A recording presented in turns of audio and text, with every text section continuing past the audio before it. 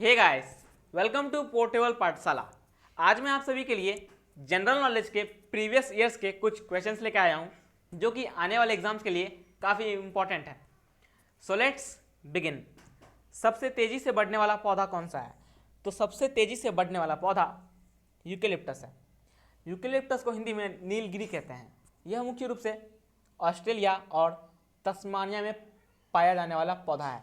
इसके अलावा यह पौधा भारत, उत्तरी और दक्षिणी अफ्रीका और दक्षिणी यूरोप में भी इस पौधे की खेती की जाती है और साथ ही साथ दुनिया भर में इस पौधे की लगभग 300 प्रजातियां प्रचलन में हैं। यह पौधा काफ़ी लंबा और पतला होता है। इसकी पत्तियों से प्राप्त होने वाले तेल का उपयोग औषधि के रूप में और अन्य रूप में भी किया जाता है। इसकी पत्तियां लंबी और नुकीली होती है जिनकी सतह पर गांठ पाई जाती है जिसमें तेल संचित रहता है। इस पौधे की पल्लवों पर फूल लगे होते हैं जो कि एक कप जैसी झिल्ली से अच्छी तरह से ढके होते हैं। फूलों से फल बनने के दौरान यह झिल्ली स्वयं ही फट फट कर अलग हो जाती है। इसके फल काफ़ी सख्त होते हैं जिसके अंदर छोटे छोटे बीज पाए जाते हैं। नेक्स्ट, सबसे लंबा वृक्ष कौन सा है? तो सबसे लंबा वृक्ष सिकोया है। दुनिया का सबसे ऊंचा जीवित पेड़ सिकोया है। इसे रेडवुड ऑफ कैलिफोर्निया भी कहते हैं। इसकी ऊंचाई लगभग 360 फीट तक होती है।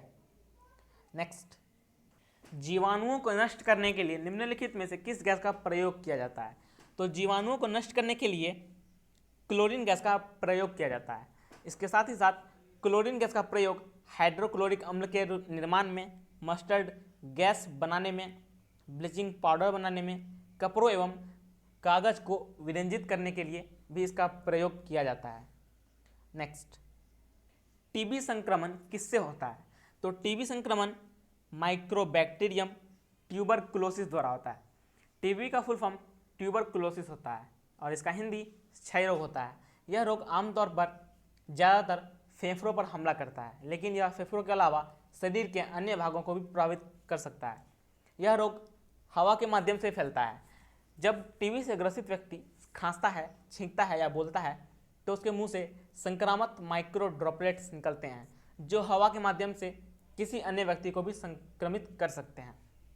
नेक्स्ट, संयुक्त राष्ट्र सुरक्षा परिषद में वीटो का अधिकार किसे प्राप्त है? तो इसका राइट आंसर है सिर्फ अस्थायी सदस्य राष्ट्रों को। संयुक्त राष्ट्र सुरक्षा परिषद यानी यूनाइटेड नेशंस सिक्योरिटी काउंसिल के 5 अस्थायी सदस्यों चीन, फ्रांस, रूस, यूके और अमेरिका, ये 5 सदस्य हैं। आपको बता दूं कि अस्थायी सदस्यों के फैसले से अगर इन 5 सदस्य देशों में से कोई देश सहमत नहीं हो तो वह वीटो पावर का प्रयोग करके उस फैसले को रोक सकता है। नेक्स्ट, भारतीय वन अधिनियम किस वर्ष पारित किया गया? तो भारतीय वन अधिनियम 1865 में पारित किया गया। नेक्स्ट, भारतीय समाचार पत्रों के मुक्तिदाता के रूप में किस गवर्नर जनरल को जाना जाता है? तो भारतीय समाचार पत्रों के मुक्तिदाता के रूप में सर चार्ल्स मैटकॉफ को जाना जाता है। सर चार्ल्स मैटकॉफ 20 मार्च 1835 से 4 मार्च 1936 तक बीच के गवर्नर जनरल थे। उन्होंने प्रेस को पूर्ण स्वतंत्रता दी थी, इसलिए उन्हें भारतीय प्रेस का मुक्तिदाता कहा जाता है। नेक्स्ट, बांग्लादेश का राष्ट्रीय गान आमार सोनार बांग्ला किसने लिखा था? तो बांग्लादेश का राष्ट्रीय गान आमार सोनार बांग्ला रविंद्रनाथ टैगोर ने लिखा था। रविंद्रनाथ टैगोर एक विश्वविख्यात कवि, साहित्यकार और दार्शनिक थे। वे अकेले ऐसे भारतीय साहित्यकार हैं जिन्हें नोबेल पुरस्कार मिला है। उन्हें नोबेल पुरस्कार 2013 में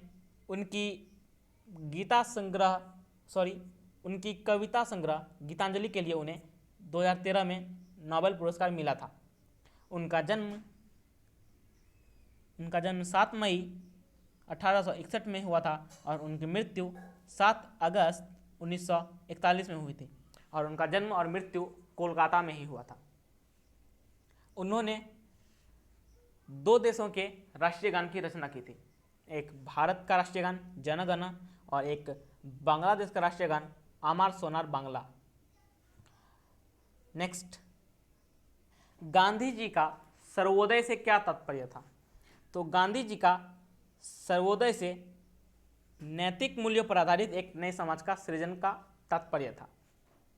नेक्स्ट, लोकनायक के नाम से किन्हें जाना जाता है? तो लोकनायक के नाम से जयप्रकाश नारायण को जाना जाता है। इनका जन्म 11 अक्टूबर 1902 में हुआ था और इनकी मृत्यु 8 अक्टूबर 1979 ईस्वी में हुई थी। जयप्रकाश नारायण भारतीय स्वतंत्रता सेनानी और राजनेता थे। उन्हें 1970 में इंदिरा गांधी के विरुद्ध विपक्ष का नेतृत्व करने के लिए जाना जाता है। 1999 में उन्हें मरणोपरांत भारत रत्न से सम्मानित किया गया और पटना के एक हवाई अड्डे का नाम उनके नाम पर ही रखा गया। तो फ्रेंड्स, ये थे हमारे आज के कुछ महत्वपूर्ण प्रश्न। और फ्रेंड्स, पीडीएफ के लिए हमारे टेलीग्राम चैनल पोर्टेबल पाठशाला को ज्वाइन करें। और फ्रेंड्स, आज का वीडियो आप सभी को कैसा लगा हमें कमेंट में ज़रूर बताइएगा।